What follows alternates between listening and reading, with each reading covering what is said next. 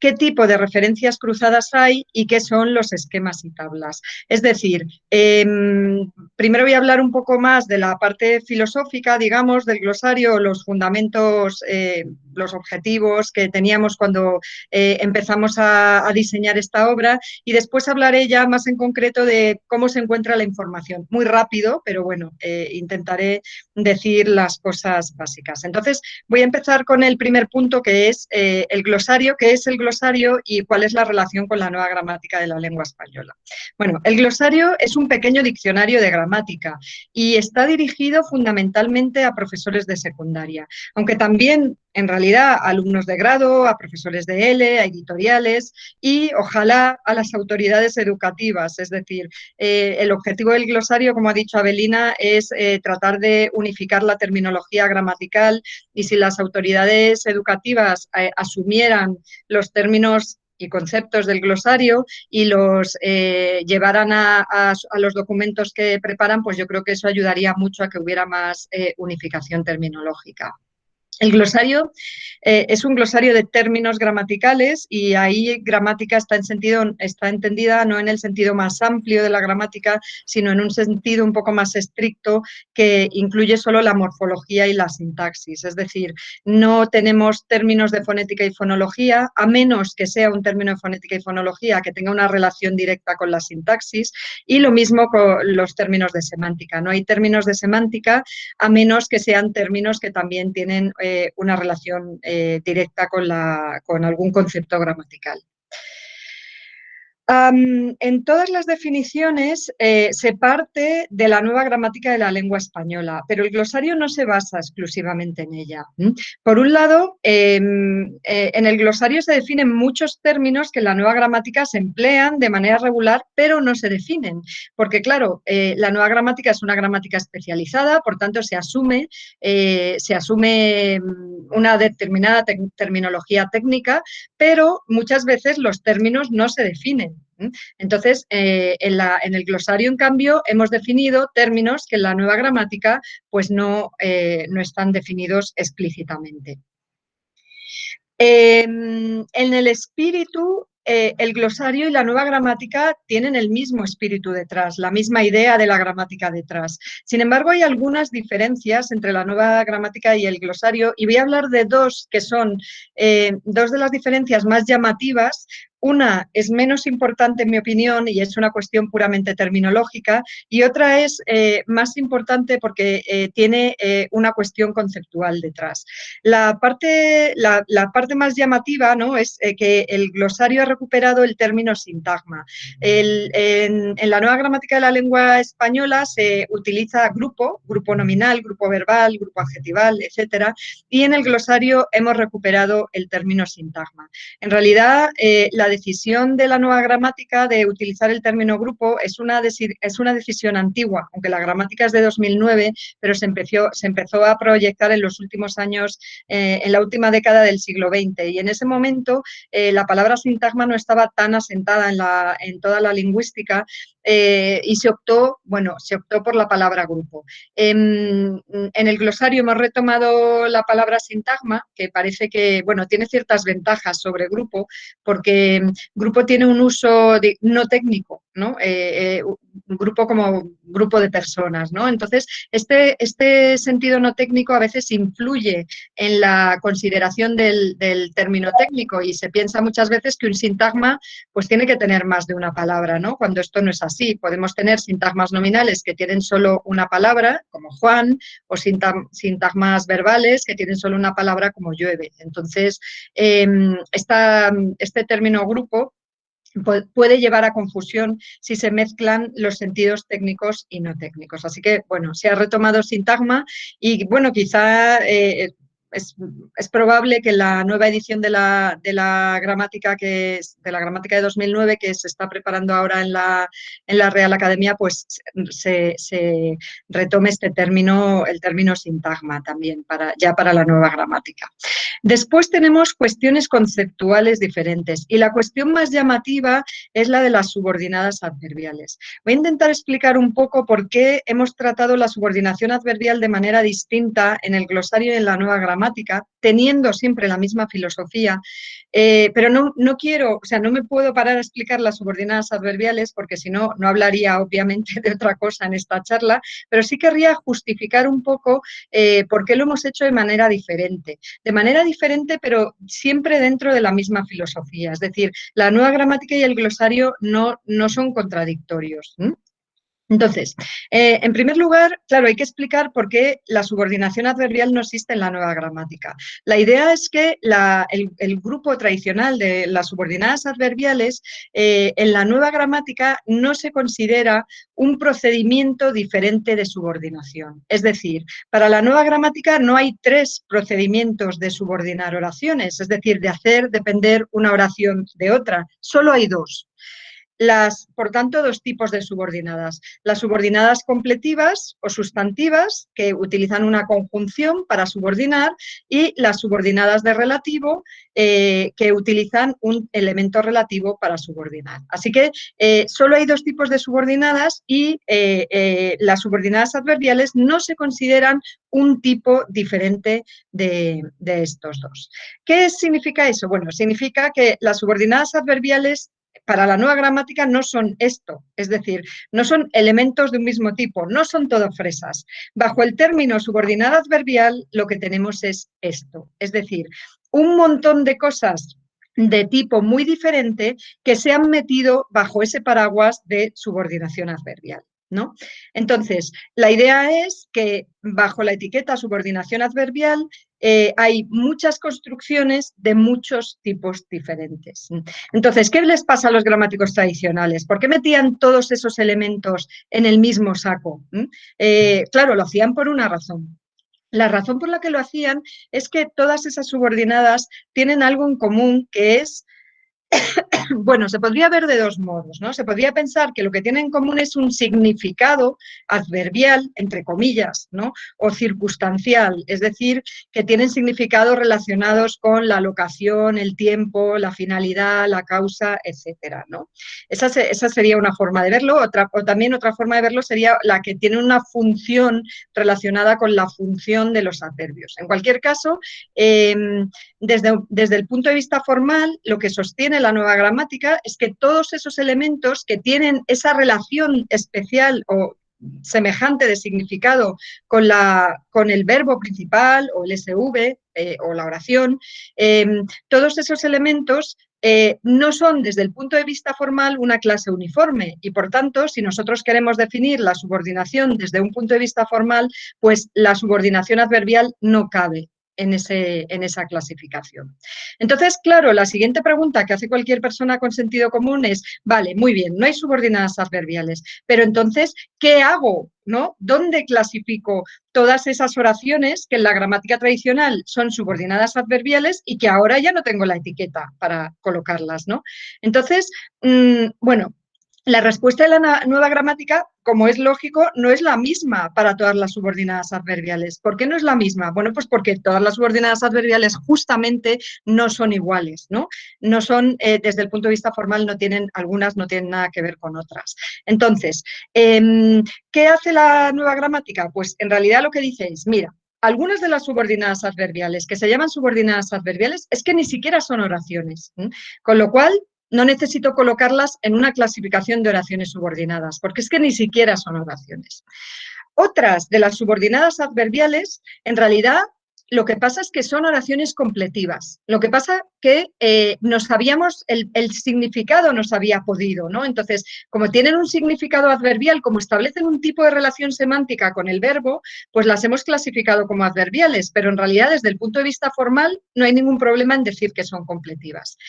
Otras de las subordinadas adverbiales en realidad son relativas, también desde un punto de vista formal. Pasa lo mismo, como tienen significados locativos, temporales, ¿no? Significados típicamente adverbiales, pues las habíamos metido en el saco de las subordinadas adverbiales, pero en realidad, desde el punto de vista formal, son relativas. Así que el procedimiento para resituar las subordinadas adverbiales en la nueva gramática, es decir, algunas no son oraciones, así que no son oraciones subordinadas directamente.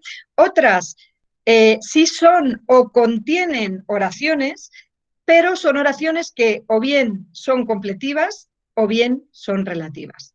Esa es la filosofía. Entonces, no me voy a parar con todos los ejemplos porque sería imposible, pero vamos a ver un ejemplo, ¿no? Para ver algunas de las tradicionales subordinadas adverbiales son las finales, como la que tenemos en el ejemplo de A. Para que vengas, ¿no?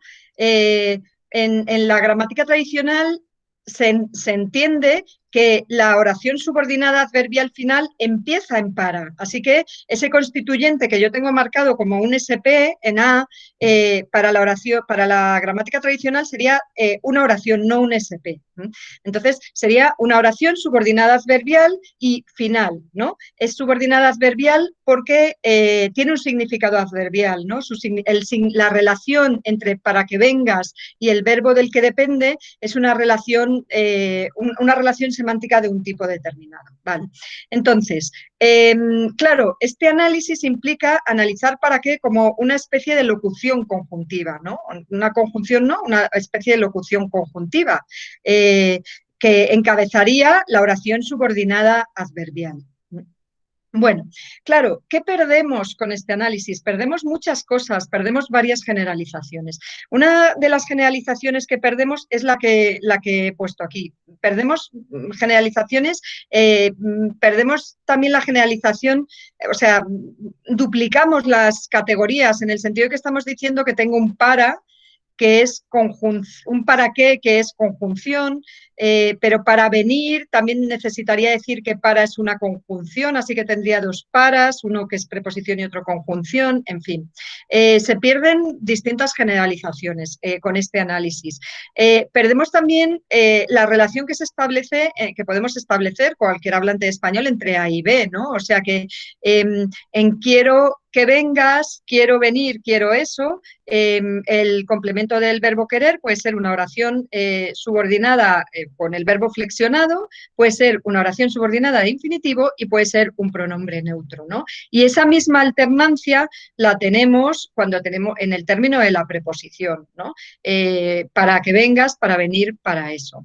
Encima, resulta que el término de la preposición es una posición, digamos, nominal, ¿no? Entonces tiene cierto sentido decir que ahí ese hueco lo puede ocupar una oración subordinada sustantiva. Así que resulta relativamente sencillo eliminar estas subordinadas adverbiales finales de la clasificación de las subordinadas adverbiales y reducirlas a las subordinadas sustantivas. Pero fijaos que en este caso el SP, o sea, todo el conjunto para que vengas no es oracional. Lo que es una oración es el término de la preposición. Todo el conjunto es un SP.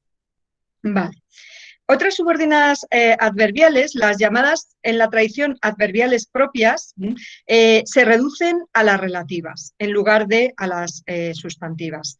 Y se evita, de esta manera también evitamos la duplicación categorial que se produce, por ejemplo, en el esbozo, el análisis de la RAE, que consideraba conjunciones a los relativos como cuándo y dónde cuando aparecen sin antecedente, ¿no? Por la misma razón por la que antes decía que habría que considerar para qué una locución conjuntiva si para que vengas es una oración subordinada final. Entonces, en el análisis del esbozo teníamos conjunciones que encabezan subordinadas adverbiales, donde y cuando en A, y adverbios relativos que encabezan oraciones de relativo, donde y cuando en B. Aquí hay una especie de duplicación categorial muy rara, porque nuestra intuición como hablantes en realidad ya nos dice que ese dónde y ese cuándo es un poco lo mismo, ¿no? Parecen lo mismo. No solo eso, es que en realidad el segmento donde vive y cuando vino también parecen lo mismo en A y B. Y sin embargo les estoy analizando, les estoy dando un análisis muy distinto, porque en A estoy diciendo que es una oración subordinada adverbial de lugar, ¿no? Y en B una oración subordinada adverbial de tiempo, mientras que en los ejemplos de abajo lo que estoy diciendo es que donde vive y cuando vino son oraciones de relativo. Pero nuestra intuición nos dice que esos segmentos son casi lo mismo, parecen lo mismo, ¿no? Entonces, ¿qué análisis se hace en la gramática y también en el glosario? Hacemos el mismo análisis. En la gramática y en el glosario se entiende que las que se llaman en la tradición subordinadas de relativo sin antecedente expreso o subordinadas de relativo con antecedente implícito, subordinadas de relativo libre se llaman a veces también, ¿no? En realidad son sintagmas que tienen un antecedente, sintagmas que tienen un antecedente nulo y que tienen una relativa dentro. Es decir, el análisis que tenéis de A a D en la diapositiva. Es decir, que cuando digo algo como quien vino es Juan, en realidad lo que tengo no es una relativa, sino una relativa dentro de un sintagma nominal cuyo núcleo es nulo, ¿no? Así que quien vino sería algo así como la persona que vino. Donde vive es algo así como allí donde vive. Cuando quería es algo parecido a en el momento que quería. Es decir, la idea es que ciertos relativos tienen suficiente contenido léxico, ¿no? ¿Quién es la persona qué? ¿Dónde es el lugar en qué? ¿Cuándo es el momento en qué? Etcétera. Tienen suficiente contenido léxico como para ellos mismos darle esa información al antecedente. De manera que estas oraciones no son, bueno, en el caso de las de quién, nunca se ha dicho que son subordinadas adverbiales, obviamente, pero en el caso de las de dónde y las de cuándo, estas oraciones no serían oraciones subordinadas adverbiales, sino que serían oraciones de relativo. Oraciones de relativo, y la diferencia entre el sitio donde vive y donde vive es que en el sitio donde vive el antecedente está explícito, mientras que en donde vive el antecedente está nulo, implícito, es una categoría vacía, cuyo contenido se recupera precisamente de la información que tiene el relativo. Así que, en el fondo, si lo pensáis, este análisis simplifica bastante las cosas, en mi opinión, porque los alumnos se hacen un lío con si esto es relativa, esta es adverbial, y lo que estamos haciendo en realidad es dar una definición puramente formal de las oraciones de relativo. ¿Qué es una relativa? Una relativa es una oración que tiene dentro un relativo, punto.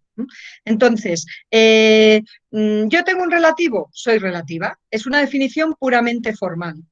Y todas estas, por tanto, todas las oraciones que empiezan con un relativo, sea el relativo un pronombre relativo o un adverbio relativo, son oraciones de relativo. Se diferencian solo en el hecho que pueden tener el antecedente explícito o el antecedente nulo. Bien, entonces, estos son los dos análisis en los que la nueva gramática y el glosario coinciden. Es decir, en la nueva gramática hay una parte importante de las subordinadas adverbiales que se analiza como sustantivas, y en el glosario también. Y en la nueva gramática hay una parte importante de las oraciones subordinadas adverbiales que se analizan como relativas, y en el glosario también. ¿Qué pasa? Que queda otro grupo de oraciones subordinadas adverbiales cuyo análisis no es tan sencillo como el que acabo de proponer, ¿no? Aquí he puesto un poco los análisis, hemos mantenido en el glosario las oraciones... La simplificación de las oraciones adverbiales a las completivas y a las relativas, cuando el análisis se podía explicar de manera más o menos clara en un aula de secundaria. Pero ¿qué pasa? Es que hay otras de las adverbiales que en realidad también se podrían reducir o bien a las relativas o bien a las sustantivas. Perdón. Pero el análisis es más complicado de hacer. Por ejemplo, las oraciones con mientras se han analizado a veces como relativas, y el mientras tiene un comportamiento mixto, o sea, en algunas cosas se parece a un relativo, pero en otras las oraciones con mientras no se comportan como las relativas, ¿no? Entonces, claro, llevar esto al aula de secundaria nos parecía un poco más complicado.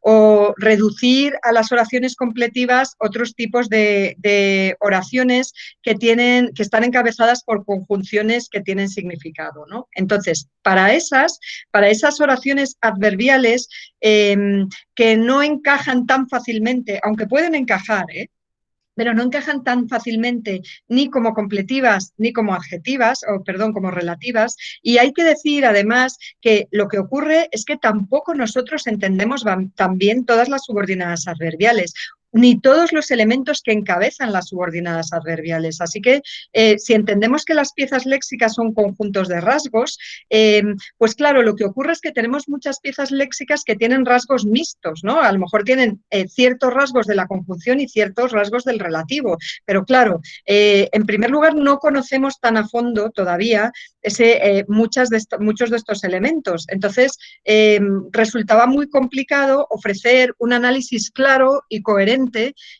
sin extenderse demasiado, porque esto es un glosario. Entonces, esa es la razón por la que finalmente decidimos mantener las oraciones subordinadas adverbiales. Entonces, con esto quiero decir que la filosofía, la idea de la subordinación que está en el glosario es la misma idea que tenemos en la nueva gramática. Las ideas básicas sobre que hay que dar prioridad a la forma sobre el significado, por ejemplo, la reducción en realidad de las subordinadas adverbiales, la idea de que ahí hay muchas cosas que no son todas iguales, ¿no? Como el cesto de frutas todas distintas, esas ideas están todas en el glosario de términos gramaticales. Lo que pasa que hemos mantenido el término y el concepto de oraciones subordinadas adverbiales para algunas oraciones que, como he explicado, no tenían un encaje claro ni en las subordinadas sustantivas ni en las relativas. No digo que no lo tengan, sino que no tienen, por el momento no veíamos una manera de explicar de manera clara, corta, sencilla, en la manera en que encajarían. Entonces, para esos tipos de oraciones hemos optado por mantener el término subordinada adverbial. Bueno. Entonces, con esto he tratado de mostrar, he presentado yo diría los dos, porque hay pocas cosas más, ¿no? En que realmente el glosario de términos gramaticales y la nueva gramática no coinciden, ¿no? Pero estos dos conceptos y términos son especialmente llamativos, ¿no? Por un lado la subordinada adverbial y por otro lado el concepto del término de sintagma, que es un término que se emplea mucho, obviamente. Bueno.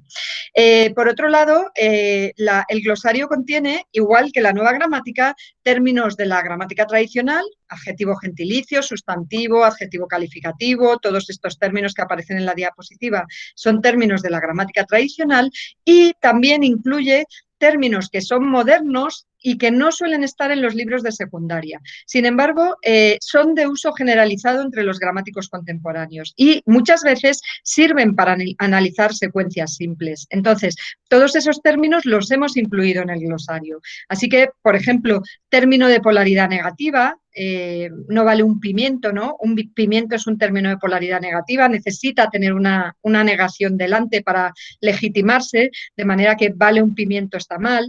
La idea, el concepto de ámbito de los cuantificadores, que es un concepto muy utilizado, sobre el que hay muchísima bibliografía en la lingüística y que sirve, por ejemplo, para explicar por qué una oración como 3 alumnos leyeron un libro es ambigua, ¿no?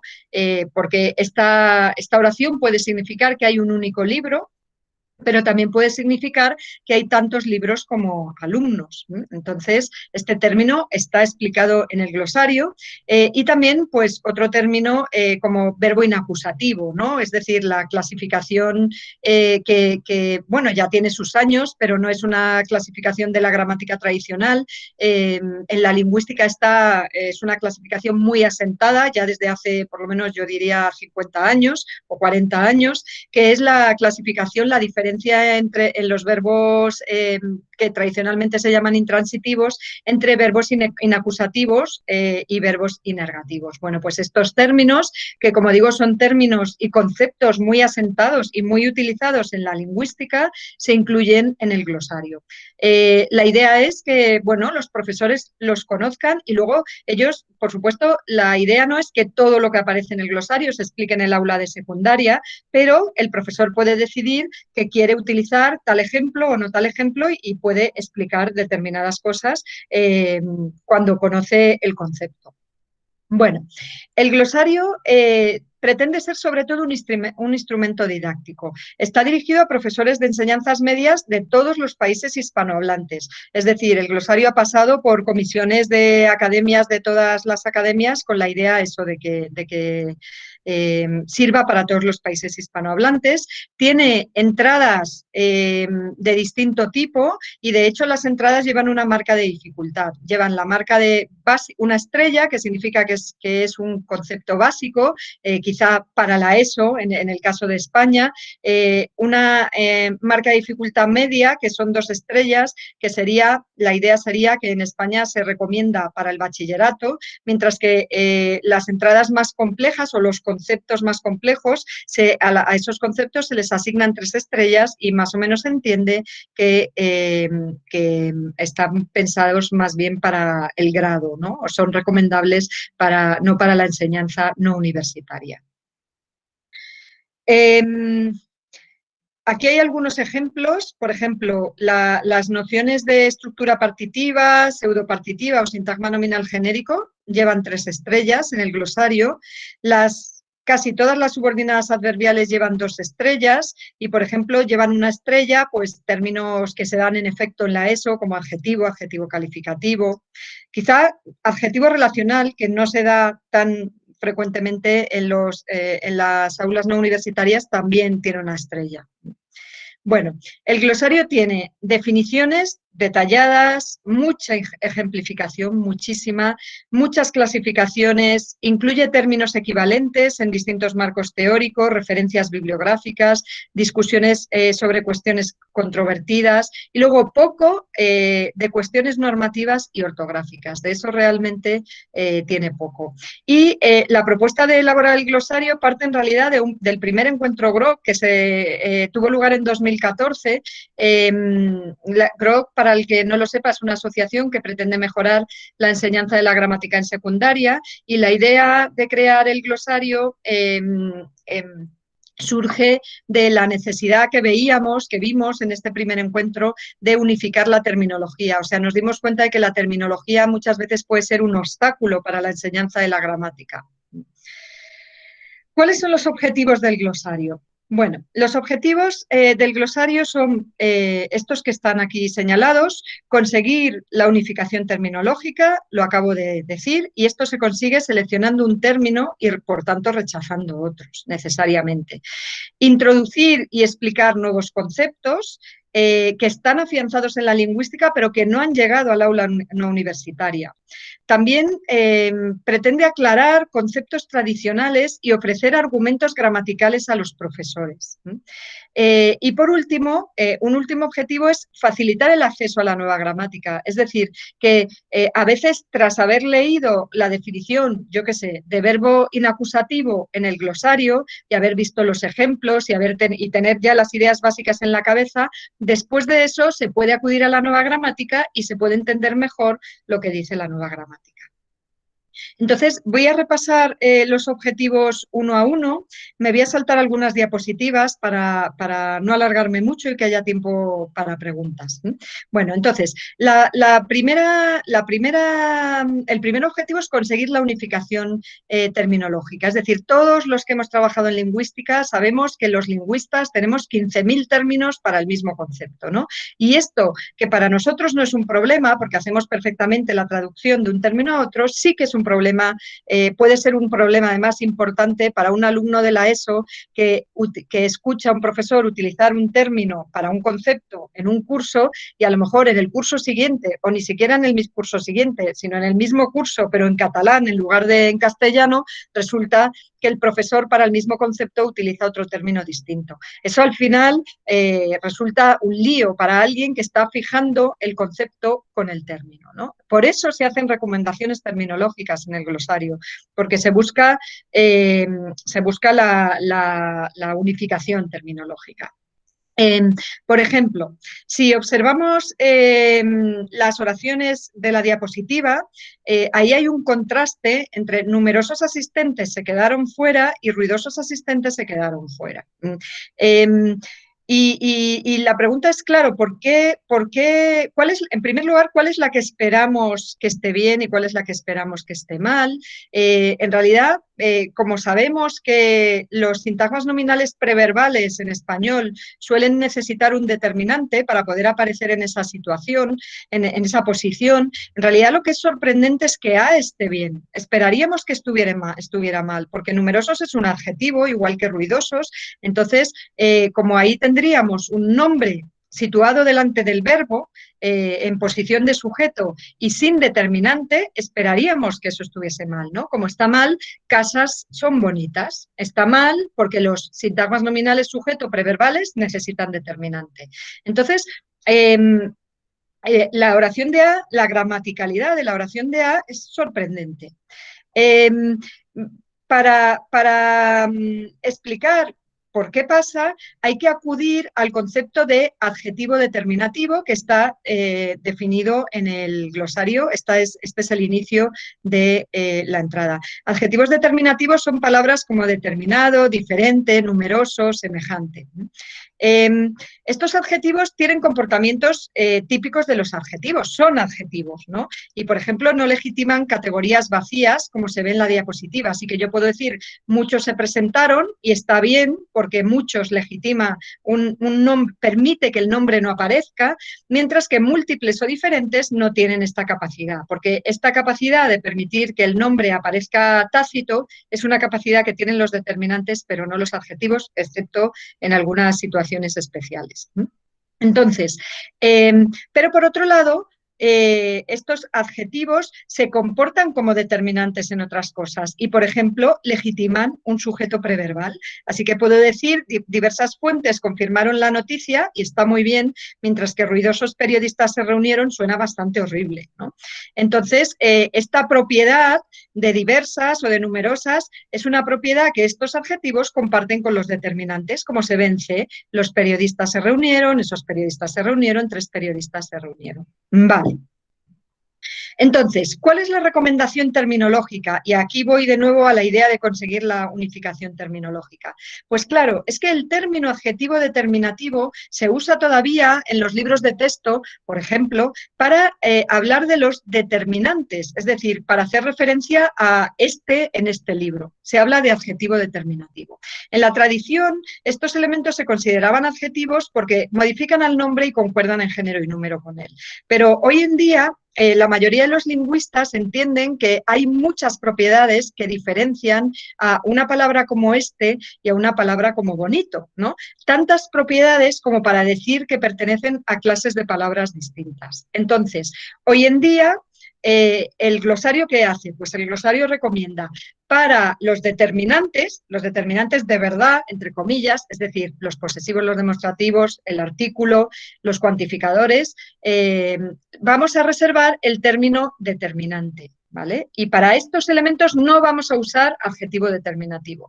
En cambio, reservamos la etiqueta adjetivo determinativo para estos elementos que son adjetivos, por tanto, encaja lo de adjetivo determinativo, pero que tienen ciertas propiedades que los acercan a los determinantes, y de ahí lo de determinativo, ¿no? El apellido que lleva.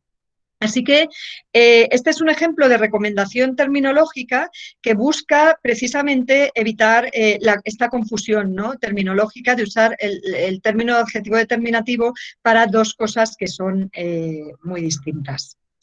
Bueno, otra idea es que el glosario sirva para introducir y explicar nuevos conceptos.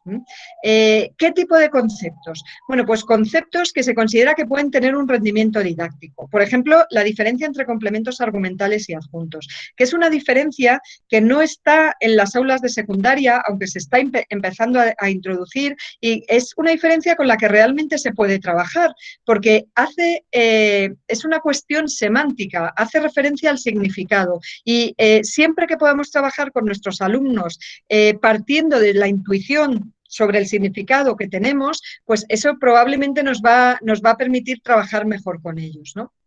Entonces, por ejemplo, la idea de que los complementos del nombre pueden ser argumentos o adjuntos, igual que los del verbo, ¿no? Está en el glosario de términos gramaticales. Es decir, en la traducción del libro, la relación que se establece entre del libro y traducción es una relación argumental, es decir, del libro es un complemento exigido, pedido por el significado de traducción. Y lo mismo pasa con deseo o con dependencia. Entonces, estos elementos establecen una relación con el nombre, que es una relación semántica muy semejante a la que establece, por ejemplo, el verbo traducir con el libro en tradujo el libro, ¿no? O el verbo desear en deseo que Juan desea que venga. Entonces, y lo mismo ocurre con los adjuntos, es decir, elementos que guardan una relación menos estrecha de significado con el núcleo léxico al que complementan. Así que si tenemos algo como sus paseos en las tardes invernales, en las tardes invernales es un adjunto de paseos, es decir, es un complemento de paseos, pero la relación que establece con paseos es una relación no tan cercana como la relación semántica que establece traducción con el libro, por ejemplo. Así que los complementos nominales pueden tener, igual que los complementos verbales, argumentos y adjuntos. Estos conceptos son conceptos semánticos y por tanto resultan más o menos fáciles de entender porque estamos partiendo de la intuición de los hablantes. En las aulas de secundaria se habla mucho de los complementos verbales y se han dejado bastante olvidados los complementos que no son verbales, por ejemplo, los nominales, ¿no? Sin embargo, se puede establecer un paralelismo. Las relaciones que establecen los nombres con sus complementos son parecidas a las relaciones que establecen los verbos con sus complementos. Por ejemplo, para el caso de la función sintáctica, porque argumento y adjunto son conceptos semánticos, comieron sobre el asfalto, pues se puede decir que desde el punto de vista semántico es un adjunto, un elemento no pedido, y desde el punto de vista sintáctico es un complemento circunstancial de lugar, ¿no? En el caso de la comida sobre el asfalto, podemos decir lo mismo desde el punto de vista semántico sobre el asfalto es un adjunto y la función sintáctica que se le suele asignar es complemento del nombre. Claro, en el caso de los sintagmas nominales no se diferencia respecto de la función sintáctica, no se diferencia entre los argumentos y los adjuntos. Se dice para los dos casos que son complementos del nombre, ¿no? O sea que parece que estamos diciendo que es lo mismo la comida sobre el asfalto y la traducción de la novela. ¿Qué manera tenemos qué sugerencia tendría yo para llevar esto al aula de secundaria? Bueno, podríamos hablar de complementos del nombre argumentales y complementos adjuntos del nombre. Y de esta manera les estoy enseñando a los alumnos que la relación entre comida y sobre el asfalto no es la misma que la que se establece entre traducción y de la novela. Esa es una cosa que está bien contar en el aula de secundaria. Además, se entiende bastante bien pensando en lo que significan las palabras. Y por otro lado, esta idea de argumento y adjunto transcategorial me permite hacer generalizaciones transcategoriales, es decir, establecer una relación entre comieron sobre el asfalto y la comida sobre el asfalto, entre tradujeron la novela y la traducción de la novela. Bueno. Otro de los objetivos del glosario de términos gramaticales es aclarar conceptos tradicionales y ofrecer argumentos gramaticales a los profesores. Así que de lo que he hablado anteriormente es de introducir nuevos conceptos, ¿no? Que normalmente no se utilizan en el aula de secundaria como argumento y adjunto. Aquí no estoy hablando de introducir nuevos conceptos, sino de aclarar conceptos tradicionales. Y para explicar esto había preparado bastantes diapositivas sobre la noción de núcleo. Perdona, Edita. ¿Sí? Hay una pregunta. ¿Sí? Que ha estado mucho rato, que esto está muy tranquilo, pero hay gente que pregunta, ¿Sí? Monse Moreno en concreto, si el adjetivo adverbial también se explica en el glosario. Sí, sí que se explica, sí que se explica. Justo al final tengo una diapositiva en que, bueno, se habla, está adjetivo adverbial, pero en efecto sí que está en el glosario. Y este sería quizá un buen ejemplo también de un concepto nuevo, ¿no? Un concepto que no está tradicionalmente en las aulas de secundaria, pero que puede tener cierto rendimiento. Sí. Luego, si me da tiempo, lo retomo. Porque ella Monse ha Sí, añadido otra consideración sí, que quizá sí, bueno, nos puedas aclarar, y es si sí. es un complemento oracional o un adjunto. La Eh, noción complemento oracional La noción de complemento oracional, si está en el glosario ella me o... lo plantea como una disyunción. Es un complemento de la oración, supongo que se interpreta, o bien un adjunto. ¿Pero el qué? El adjetivo adverbial. Ah, el adjetivo adverbial. Los adjetivos adverbiales normalmente son complementos nominales. Se llaman adjetivos adverbiales a los adjetivos, o sea, son adjetivos, pero que tienen contenidos, de nuevo, que se suelen asociar a los adverbios. Por ejemplo, cuando yo digo su antiguo despacho, ¿no? El adjetivo antiguo, si yo preguntara qué es antiguo en su antiguo despacho, bueno, me podríais decir, bueno, es un adjetivo calificativo, ¿no? Pero en realidad, si lo pensamos bien, antiguo en su antiguo despacho no es un adjetivo calificativo. Si yo digo que tiene un despacho antiguo o un despacho muy antiguo, ahí antiguo sí que es un adjetivo calificativo y me está diciendo cómo es el despacho, ¿no? Es antiguo, anticuado. Pero cuando yo digo su antiguo despacho, ese antiguo en realidad no está calificando, no me está diciendo propiedades del despacho, ¿no? Sino que tiene un significado temporal, en realidad, ¿no? O sea, su antiguo despacho es su despacho, el que era antes su despacho. ¿Lo veis? Entonces, en ese sentido, ese adjetivo se dice que es un adjetivo adverbial, es decir, es un adjetivo, modifica el nombre, está dentro del sintagma nominal, pero tiene contenidos que se asocian más con los adverbios, como por ejemplo el tiempo, ¿no? Que es un contenido semántico que se suele asociar con los adverbios. Entonces, en su antiguo despacho, antiguo es un adjetivo adverbial. No sé si Vale. era eso lo que preguntaba. Sí. Quizás se ha liado con el término y no se refería a los adjetivos No, vamos adverbiales. a ver. Adjetivo adverbial, has dejado claro que se refiere al ambiente, Sí, al ámbito nominal. Pero eso es. quizá por adjetivo adverbial, igual no me equivoco, quizá se utilizaba como la denominación de determinados complementos predicativos que no concuerdan, ¿no? El de Ah, llegar vale, rápido, etc. Para el cual vale. también existe esta denominación. No lo sé. Claro, Porque sí, yo creo que es mejor que hable la persona, que es Monse Moreno, abre el micro, porque lo podrás aclarar mejor, ¿vale? vale. Eso es lo que me dices, Yo creo lo que que en me dice, resumen, adjetivo sí, adverbial hace referencia al ámbito. Uy, ahora hay más cosas. Dice, ah, estos son los adverbios cortos. Vale, vale, vale, vale. vale. Entonces, ¿Qué otra denominación? Como veis, fijaos, el tema terminológico era básico. ¿Qué tal si Monse Moreno nos formula su sí, pregunta? ¿De acuerdo? ¿quieres entrar, Monse? Hola, hola, buenas Hola, ¿qué tardes. tal?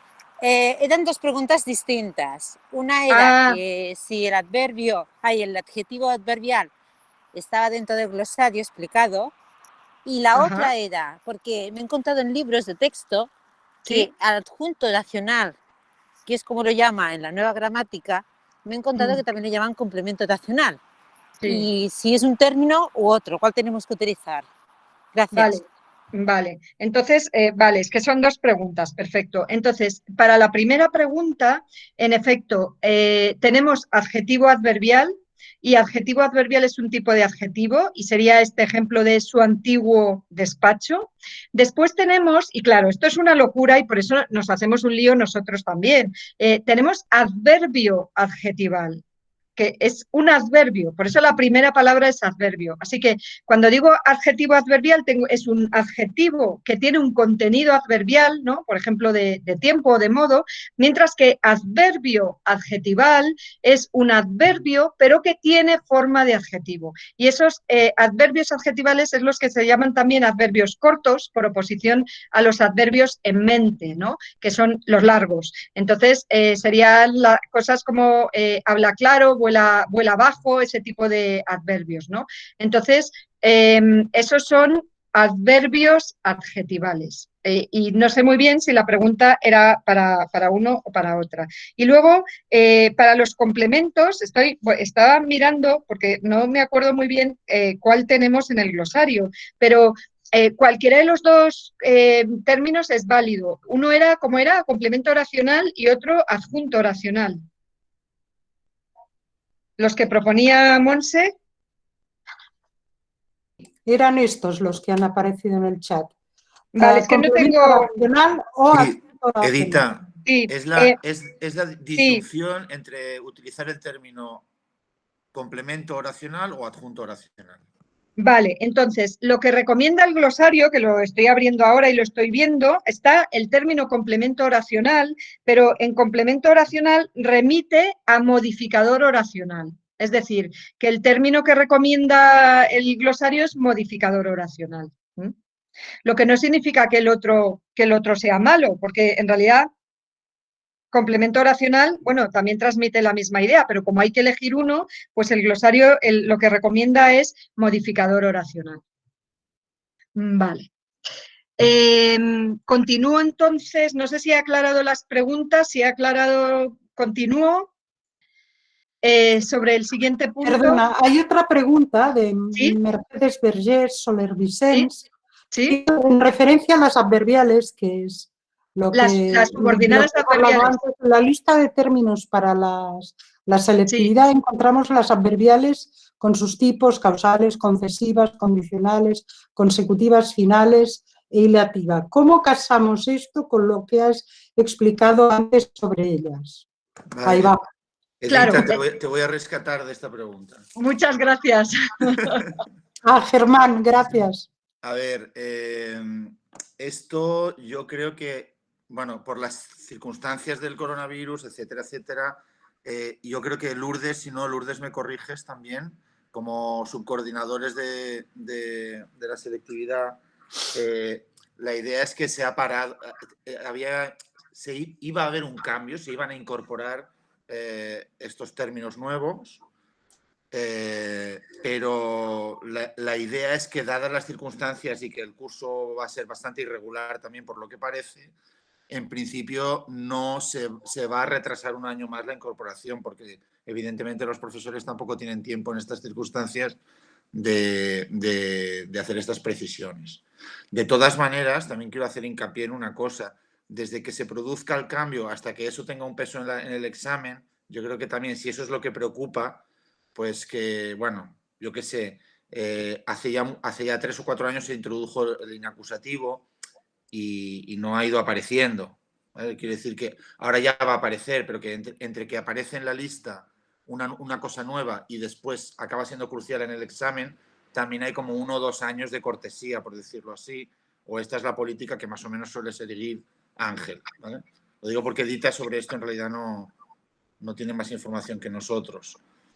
Claro, no, información en concreto sobre la selectividad no, pero en efecto yo lo que entiendo es que la nueva gramática es del 2009, o sea, han pasado ya 11 años desde que se publicó, el glosario es de 2019, yo entiendo que más o menos los coordinadores de selectividad de los distintos lugares, porque ya sabéis que la selectividad cambia un poco según el lugar en el que estemos, pues los coordinadores tendrán que ir adaptando los contenidos y las exigencias a los análisis que ofrecen estas obras, ¿no? Porque son obras, la nueva gramática en este momento pues es una gramática de referencia para la lengua castellana. Entonces, antes o después yo creo que todos los coordinadores irán adaptando sus contenidos y por tanto a mí me parece que es jugar sobre seguro si entendemos los análisis de la nueva gramática y tratamos de aplicarlos.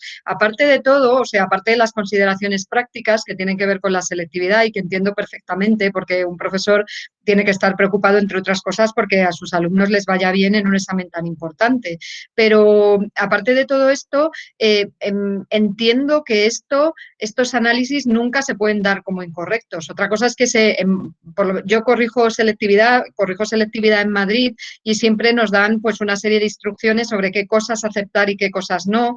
Y claro, un análisis que se considera correcto y sobre todo, no tanto que se considere correcto porque es la RAE, que ese no es el argumento de autoridad, ¿no? Sino porque si hay argumentos, ¿no? Si hay razones para considerar que eso es así y si más o menos la comunidad científica está de acuerdo con que eso es así, pues lo lógico es que ese tipo de análisis se acepte en la corrección de los exámenes de selectividad.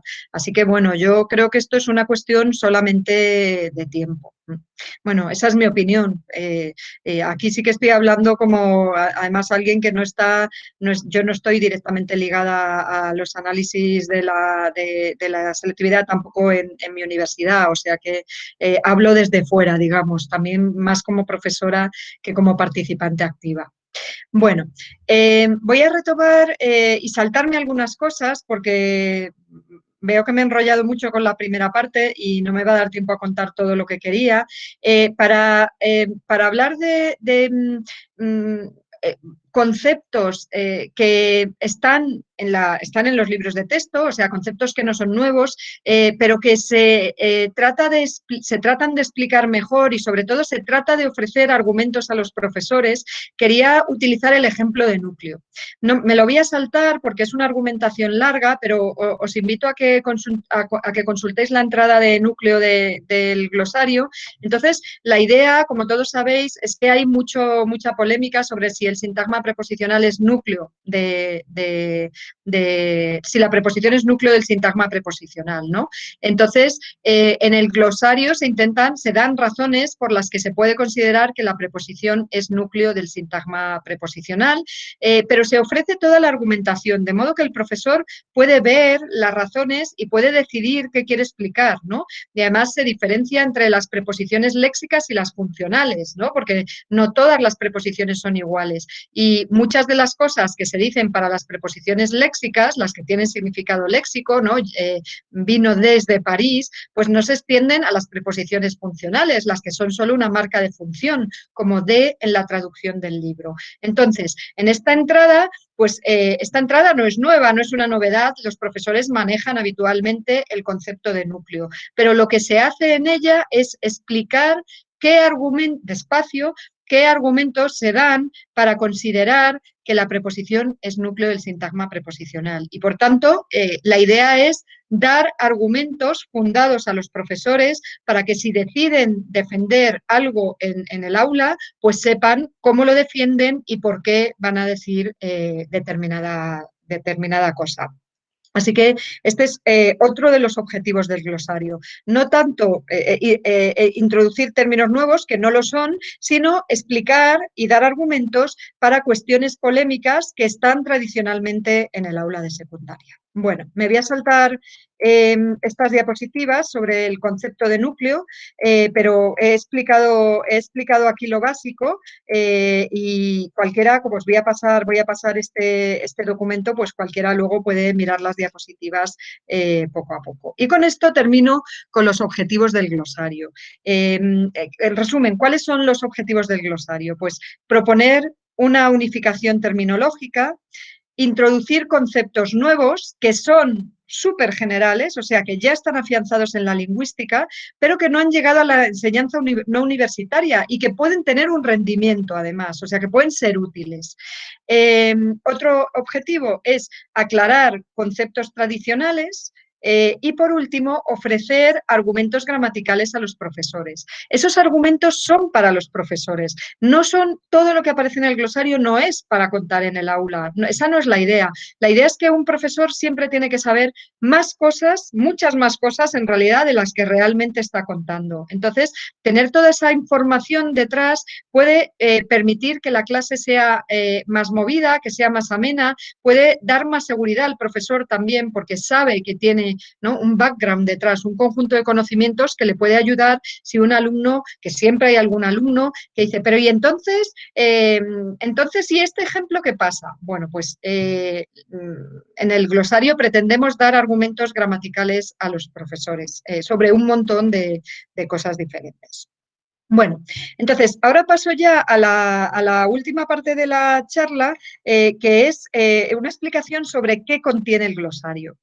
Entonces, y esta parte la puedo explicar más rápido. El glosario tiene 500 entradas completas aproximadamente, o sea, tiene muchísimas entradas. Luego tiene entradas que son remisiones, es decir, que envían directamente a otra, así que si alguien no sabe lo que es argumental y se va al glosario, va a encontrar argumental, pero en argumental le va a mandar argumento.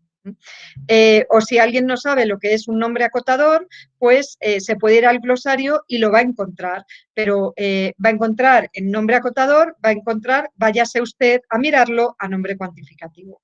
Y luego tenemos esquemas y tablas. Y esto en realidad yo creo que es una aportación y una novedad respecto de otros diccionarios de términos lingüísticos, porque permiten organizar, claro, es un glosario, está en orden alfabético, entonces las tablas y los esquemas nos dan como una organización jerárquica de los conceptos y eso siempre es útil. Luego precisamente he escogido una del adjetivo, y ahí vamos a ver el adjetivo adverbial por el que preguntabais antes.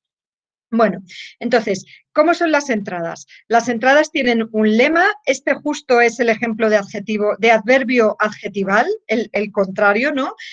Los adverbios que tienen forma de adjetivo, ¿no? El avión volaba abajo, la presidenta habla claro, etcétera. Todos los lemas empiezan con ejemplos, porque la idea es que intentamos que sea didáctico, ¿no? Entonces la idea es, vale, tengo el término y luego vamos a ver de qué estoy hablando. Y una vez que ya he mirado los ejemplos, ya me puedo ir a la definición y ver qué significa. Después tenemos sinónimos, estos son los términos que se utilizan, otros términos que se utilizan para ese mismo concepto. Así que para adverbio adjetival, que es el término preferido por el glosario, también tenemos adverbio corto, adverbio no derivado, en fin, ahí hay un montón de términos distintos. Entonces, si yo conozco el término adverbio corto y me voy al glosario, pues voy a encontrar adverbio corto por orden alfabético, pero lo que va a hacer es enviarme a adverbio adjetival, que es el término favorito. Es decir, todos los términos que son sinónimos están en el glosario por orden alfabético, pero te manda al término preferido.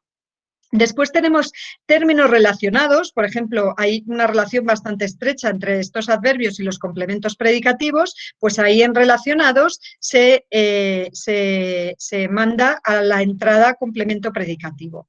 Y tenemos también en este primer bloque de información, tenemos referencias bibliográficas, por si alguien quiere leer más sobre el tema.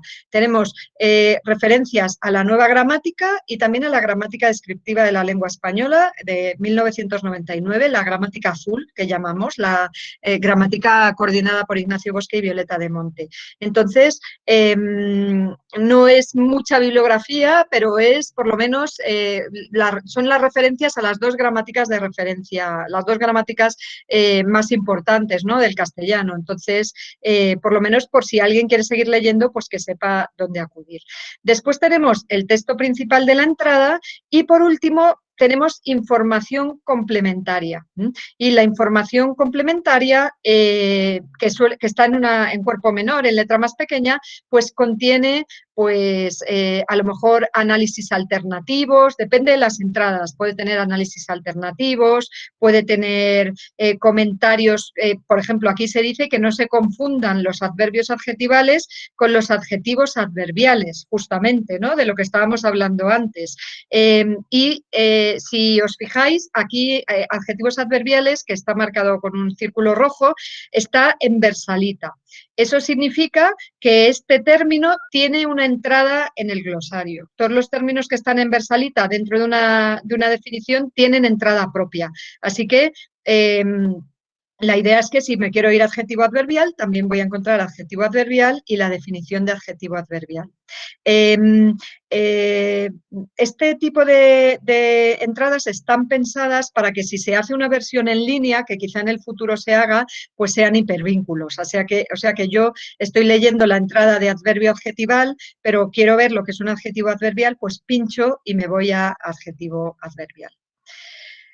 Luego tenemos también términos de la misma familia léxica y la razón es la misma. Imaginaos que no sabéis lo que es pronominalizar, ¿no? Pues pronominalizar como tal no es un lema que tenga desarrollo en el glosario, pero lo voy a encontrar por orden alfabético y me va a enviar a pronombre, de manera que así sé dónde leer, qué tengo que leer si quiero leer sobre pronominalizar. Y por último, también tenemos en las entradas, no en todas, porque no todas las entradas tienen una tabla o un esquema, pero tenemos también referencias a esquemas y tablas. Por ejemplo, aquí en pronombre vemos esquema 9, ay, que me he ido aquí, me he ido para adelante. En pronombre nos dice esquema 9, significa que el esquema 9 que está al final del libro es sobre los pronombres y, por ejemplo, en adverbio exclamativo vemos que hay dos tablas que hacen referencia a los adverbios exclamativos, que son la tabla 4 y la 7. Bueno. ¿Qué son exactamente los esquemas y tablas? Y con esto ya termino. El glosario tiene 30 esquemas y 21 tablas. Y como os decía antes, a mí me parece que son muy útiles y que son información adicional que no aparece en otras obras de este tipo. Los esquemas son cuadros sinópticos que muestran clases y subclases de voces. Ahora vamos a ver ejemplos. Y lo que hacen es ofrecer una jerarquía parcial de los términos que aparecen en el glosario por orden alfabético y, por tanto, no jerarquizados. Y las tablas son cuadros de doble entrada que normalmente incluyen propiedades fundamentales de las palabras, flexivas, pero también propiedades de otro tipo. Y el objetivo tanto de los esquemas como de las tablas es organizar y sistematizar la información. Por ejemplo, hemos hablado ya de adjetivo determinativo, ¿no? Adjetivos son adjetivos que tienen algunas propiedades en común con los determinantes, ¿no? Numerosos, en numerosos niños es un adjetivo determinativo. Bueno, pues en la entrada de adjetivo determinativo nos envía a el esquema 6, que se llama principales clases de adjetivos, que es este. Entonces, aquí vemos algunas de las entradas del glosario, pero jerarquizadas. En este caso concreto tenemos los tipos de adjetivos.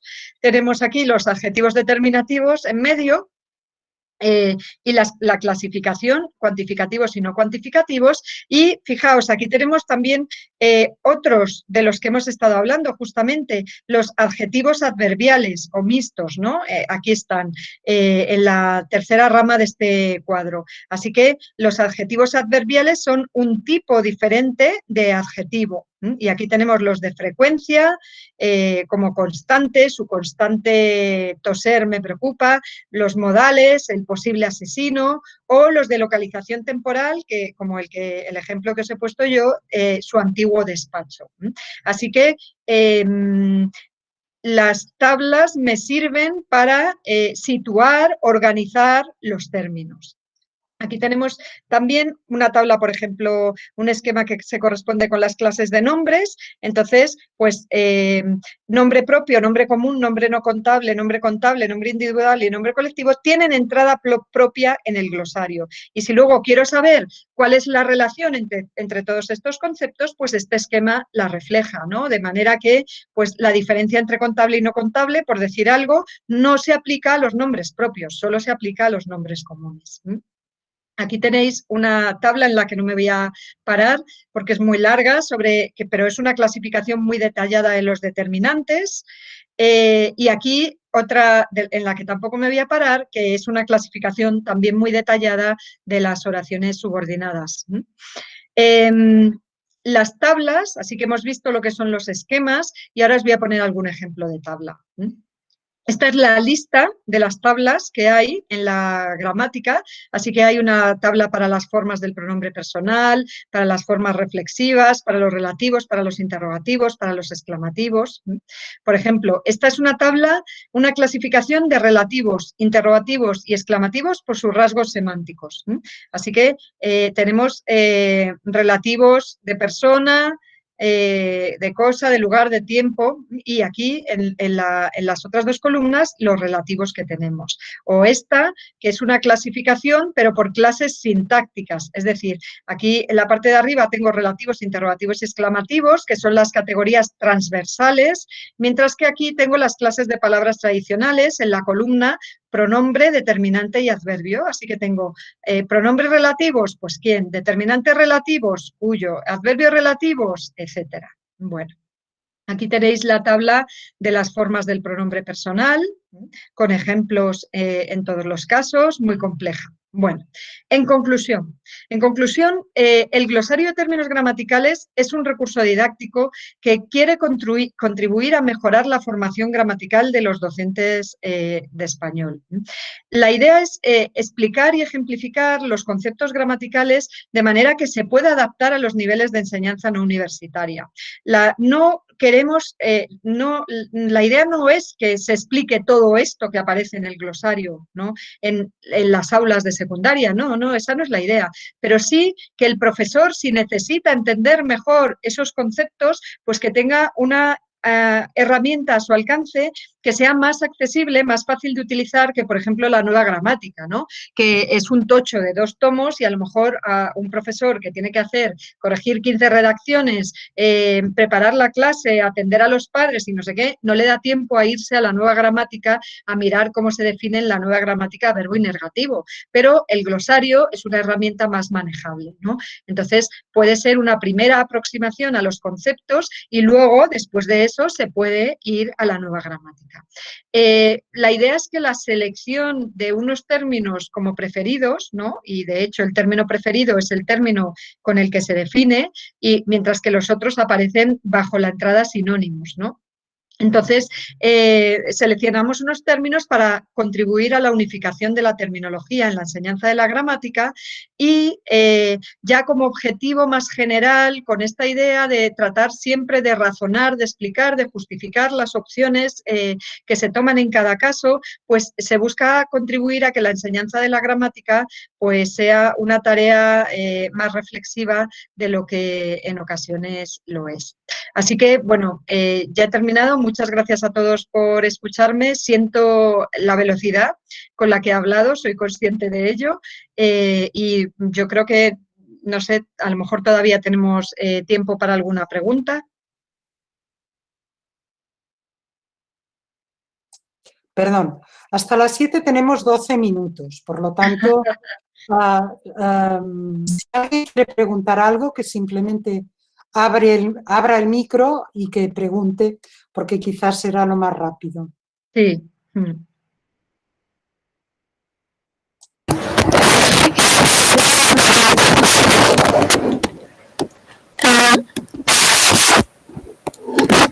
Se oye raro, Lourdes.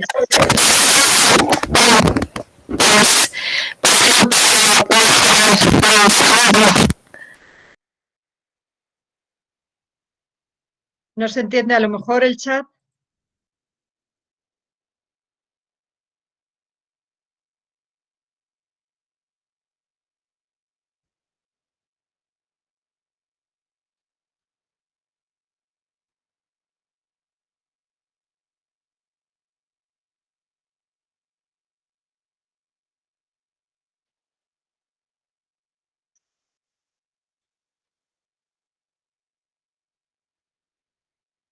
Sí, Lourdes, algo pasa con tu micrófono que se oyen muchas interferencias.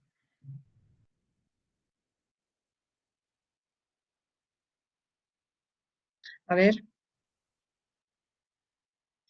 Los esquemas se distinguen entre locución nominal y compuesto sintagmático.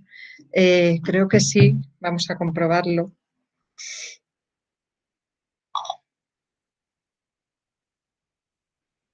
En eso yo creo que es igual que la nueva gramática, Lourdes.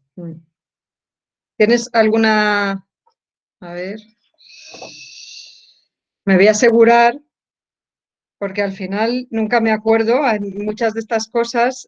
Locución nominal lleva a locución sustantiva.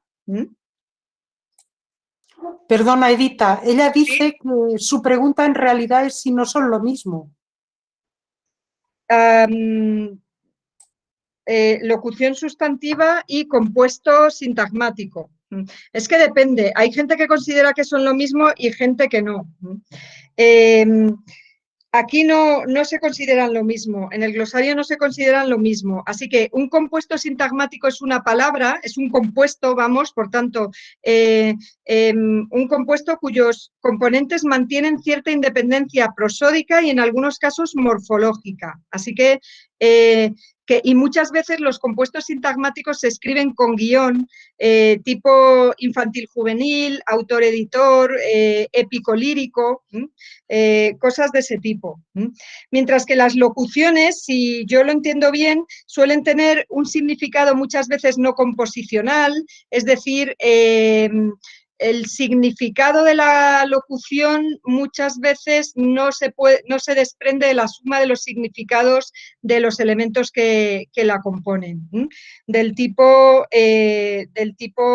pues fiebre amarilla sí es un tipo de fiebre, pero media naranja no es un tipo de naranja, ¿no? Sino que es en realidad una persona. Así que, bueno, no se considera lo mismo. Tengo que reconocer que yo, la morfología no es mi campo de trabajo, pero entiendo que son cosas distintas.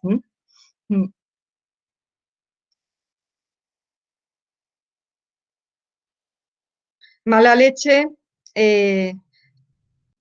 tiene mala leche. Mala leche yo creo que sería un caso de locución, no de compuesto, pero no estoy segura, no estoy segura. Eso tendríamos que preguntárselo a Irene Gil, que es la que ha hecho la parte de morfología del glosario.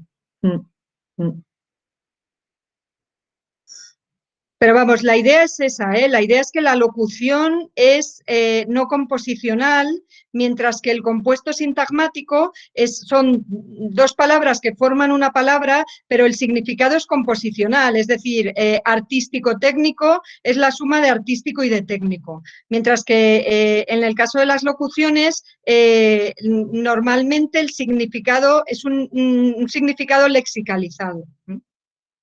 Eso es. Eso es. No sé si hay alguna pregunta más.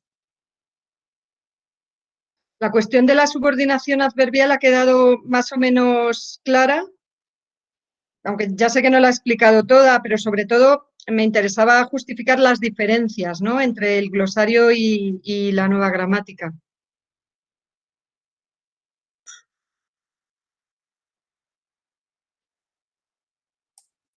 Bueno, no sé si hay más preguntas, pero teníamos, y aquí está Miguel Ángel para certificarlo, que teníamos la idea de organizar una charla o un taller sobre subordinación adverbial, sabiendo que hay muchas lagunas, ¿no? Y bueno, ya lo hablaremos contigo, con Pilar, porque estabais metidas en ello y yo estoy con subordinación temporal y aún no he arreglado algunas cosas. Entonces, queda claro que es un vacío que vamos a cubrir, pero que vamos gradualmente ya veremos, porque hay muchas cosas que no es fácil encajarlas dentro de las completivas o de las relativas.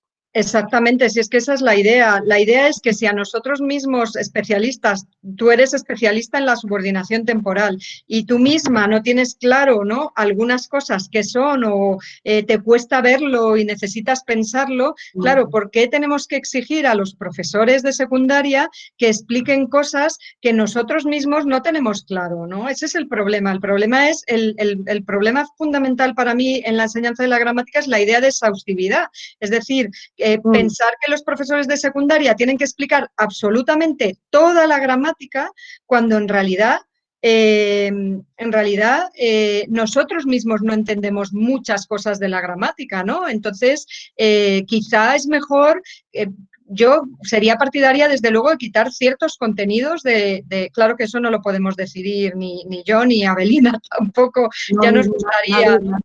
Claro, pero la idea sería para mí sería mejor quitar ciertos contenidos del currículo de gramática de secundaria porque no hay soluciones fáciles para esos contenidos. Entonces, ¿por qué le tengo que pedir a un profesor de secundaria que me explique las subordinadas comparativas si yo no entiendo las comparativas, ¿no? Eso no tiene ningún sentido. Pero bueno, estas son las contradicciones que tenemos. La realidad es que los profesores lo tienen en el currículo y lo tienen que explicar. Y la idea del glosario es darles una manera de explicarlo que no sea excesivamente compleja. Bueno, estamos llegando ya a las 7. Yo, de verdad, te agradezco muchísimo y lo hago en nombre de todos por esta magnífica charla. Yo creo que es una fortuna que no podamos explicar todas las cosas que ocurren en la gramática porque nos quedaríamos sin trabajo inmediatamente, pero yo creo que es una suerte también que pues nos hayáis simplificado un poco la vida, porque en vez de pelearnos si llamamos suplemento a una cosa o complemento de régimen o lo que sea, pues como mínimo ya no nos detendremos en los preliminares terminológicos, que pasaremos al meollo directamente y creo que el glosario ayuda mucho a ello. Por lo tanto, seguiremos hablando de esto y lo seguiremos utilizando, pero ha sido fantástico que pudieras venir tú a explicarnos pues, cómo funciona. Bueno, no sé si ves... sí, lo veo, estoy viendo, ahora sí que os veo. Y en fin, es lo que sentimos todos, yo me uno a ello y bien, vamos a cerrar la emisión. Simplemente recordar que vamos a editar la grabación y que la colgaremos, evidentemente te la mandamos a ti y a quien esté interesado, y cuélgala donde quieras y que la vamos a utilizar porque realmente es muy útil. Gracias. Y gracias a vosotros por estar ahí. Gracias a Germán porque nos ha echado una mano en momentos que estaba todo un poco colapsado. Muchas gracias. Muchas gracias a todos. Sí, os esperamos en la conferencia que viene, que es sobre literatura. Y bien, pues gracias por estar ahí.